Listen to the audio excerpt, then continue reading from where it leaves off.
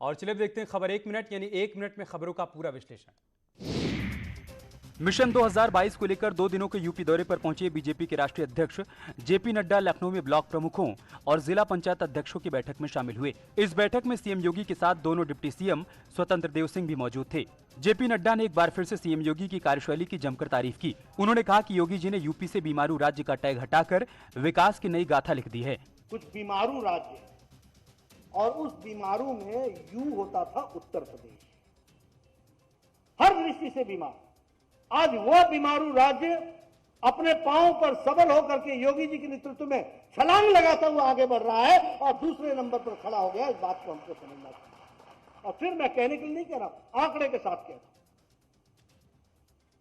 चाहे आईएमआर हो, infant mortality rate हो, चाहे एमएमआर हो, मैटरनल मॉर्टेलिटी रेशियो हो, चाहे वो टोटल फर्टिलिटी रेट हो, ये सारे स्वास्थ्य के पैमानों में उत्तर प्रदेश बहुत तीव्र गति से अच्छे नतीजे दे रहा है। उसको हमको समझना चाहिए।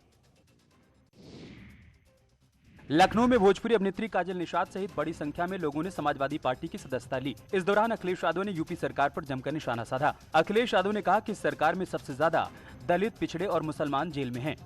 क्या उम्मीद करोगे? आज सबसे ज्यादा दलित, पिछड़े, मुसलमान जेल में हैं। कौन जिम्मेदार इसके लिए? इसके अलावा अखिलेश ने सीएम योगी को अपनी भाषा सुधारने की नसीहत भी दी। मैं तो केवल एक ही कहूंगा बात, भारतीय जनता पार्टी के मुख्यमंत्री जी को अपनी भाषा पर संतुलन रखना चाहिए। कल मैंने इंटरव्यू सुना है, हमारा आपका मुद्दों पे झगड़ा हो सकता है, लेकिन अगर हमारे पिताजी के लिए कुछ कह रहे हो तो तैयार रहना, अपने आपके पिताजी के लिए भी मैं कुछ कह दूंगा। इसलिए मुख्यमंत्री जी अपनी भाषा का संतुलन रखें। सुहेल देव भारतीय समाज पार्टी के अध्यक्ष ओम प्रकाश राजभर ने कहा कि यूपी बीजेपी अध्यक्ष स्वतंत्र देव सिंह से मिलने के बाद समझौते वाली खबर गलत है। वो 2022 में बीजेपी को हराने में कोई कोर कसर नहीं छोड़ेंगे। हमारी उनकी मुलाकात शिष्टाचार मुलाकात है। 3 साल से मैं आप लोगों के बीच में खुल के कह रहा हूं कि 2022 में भारतीय जनता पार्टी को सत्ता से बेदखल करूंगा। उसके लिए हम काम कर रहे हैं। मिलना जुलना तो नेताओं का एक काम है, एक दूसरे से लोग मिलते रहते हैं। उसको अगर राजनीतिक तुल दिया जा रहा है कि मिल लिए, समझौता हो गया, तो राजा को पता नहीं मुसहर बन बांट लिए। तो ये माना जाए कि अभी किसी भी तरीके की किसी भी चरण की बात नहीं हुई है, अभी सत्ता के खिलाफ ही आप जो है मैदान में उतरेंगे? 100%। मैं फिर कह रहा हूं कि भारतीय जनता पार्टी को 2022 में सत्ता से बेदखल करके दिखाऊंगा। कानपुर में सोशल मीडिया के माध्यम से युवाओं को महंगे उपहार के लालच में पहले फंसाया जाता था और फिर कस्टम अधिकारी बनकर मोटी रकम वसूली जाती थी। पुलिस ने इस गैंग का खुलासा कर दिया है। पुलिस ने नाइजीरियन युवक के बाद उसके महिला दोस्त को गिरफ्तार कर लिया। इन दोनों पर करोड़ों की ठगी का आरोप है। बताया जा रहा है कि 16 देशों में इनका नेटवर्क फैला हुआ था। जी, अभी ये जांच चल रही है, पर कुल 70 से अधिक लोगों को ये ठग चुके हैं। क्योंकि ये ठगी और पैसा आना सारा बैंकों के माध्यम से ही होता है, तो इसको ट्रैक करना बहुत मुश्किल नहीं है। और जितने भी ऐसे ट्रांजैक्शंस हुए हैं, 70 से ऊपर हैं, प्रत्येक ऐसे ट्रांजैक्शन वाले व्यक्ति से हम लोगों ने संपर्क किया है। देश के कोने कोने में इनका ये जाल फैला है। 16 से ज्यादा देशों में इनका नेटवर्क फैला हुआ है। हालांकि पुलिस ने उसकी महिला मित्र को जेल जरूर भेज दिया है। अब पुलिस को इंतजार है, रिमांड पे आने के बाद वो महिला तमाम ऐसे राजों से पर्दाफाश करेगी जिसका पुलिस को इंतजार है। यूपी में नदियां उफान पर हैं। गाजीपुर में भी गंगा का जलस्तर बढ़ गया है।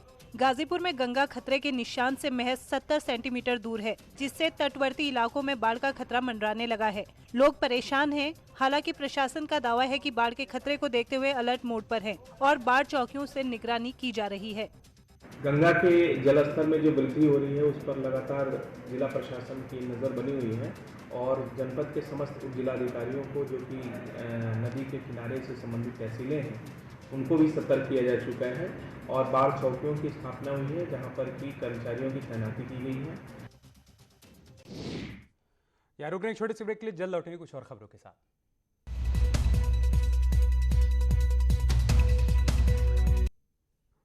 और बात करते हैं मिशन संजीवनी की। कोरोना के खिलाफ नेटवर्क 18 की मुहिम रंग ला रही है।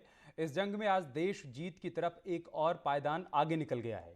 अब हमारी जीत सुनिश्चित है। एक वक्त था जब हम मंजिल से बहुत दूर थे, लेकिन चंद महीनों के भीतर ही देश ने टीकाकरण के 50 करोड़ लक्ष्य को हासिल कर लिया। कोरोना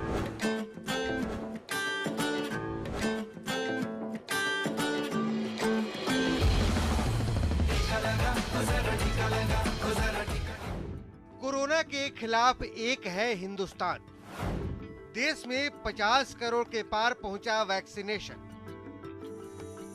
कोरोना के खिलाफ एक है हिंदुस्तान, ये हमने साबित कर दिखाया है।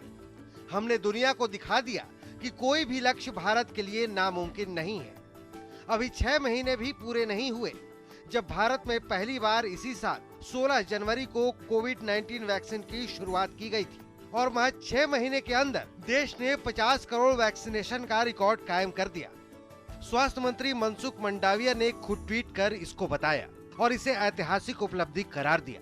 तो वहीं प्रधानमंत्री नरेंद्र मोदी ने भी ट्वीट कर इसकी जानकारी देते हुए लिखा है कि कोविड के खिलाफ जंग में ये एक मजबूत पहल है। जल्द ही ये आंकड़े और बढ़ेंगे। साथ ही ये सुनिश्चित किया जाएगा कि सबको वैक्सीन मुफ्त वैक्सीन अभियान के तहत सभी नागरिकों को वैक्सीन मिले।